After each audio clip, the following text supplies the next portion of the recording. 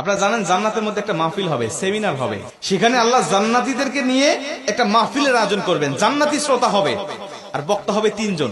প্রথমে বিশেষ বক্তা হিসেবে থাকবেন হযরত দাউদ আলাইহিস সালাম। দাউদ আলাইহিস সালামের কুরআন নাজিল হয় নাই, দাউদ নবী কোনোদিন কুরআন পড়েও নাই।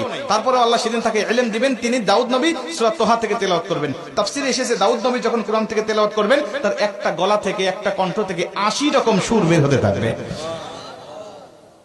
জান্নাতীরা দাউদ নবীর কণ্ঠে তেলাওয়াত শুনে তো পাগল, বলবে আল্লাহ কি তেলাওয়াত শুনতেছি, আমরা তেলাওয়াত শুনে শুনে জান্নাতে থাকতে চাই, আর কিচ্ছু চাই না।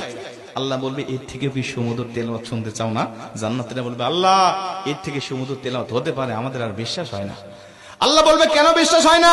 দাউদ নবীর উপরে কোরআন নাজিল হয় নাই, দাউদ নবী কোরআনের জন্য মার খায় নাই। যে নবীর উপরে কোরআন নাজিল করেছি, যে নবী কোরআনের জন্য মার খেয়েছে, দাঁত শহীদ করেছে, মাথার হেলমেট ভেঙেছে, উহুদের প্রান্তরে রক্তক্ষরণ করেছে, ওই নবীর কণ্ঠ থেকে কোরআনের তেলাওয়াত শোনো কেমন সুমধুর শোনা যায়।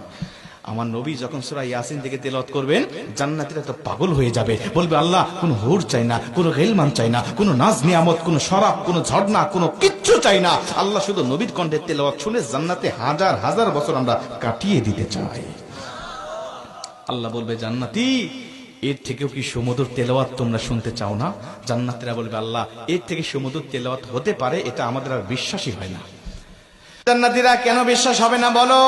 আমার নবীকে কণ্ঠ দিয়েছি আমি আল্লাহ নিজে, আমার দাউদকে কণ্ঠ দিয়েছি আমি আল্লাহ নিজে, কিন্তু আমার গলায় কত কণ্ঠ রেখে দিয়েছি জানো না? আমি আল্লাহ নিজের কণ্ঠকে ওসার করে এখন তোমাদেরকে সূরা রহমান থেকে তেলাওয়াত করে শোনাতে চাই।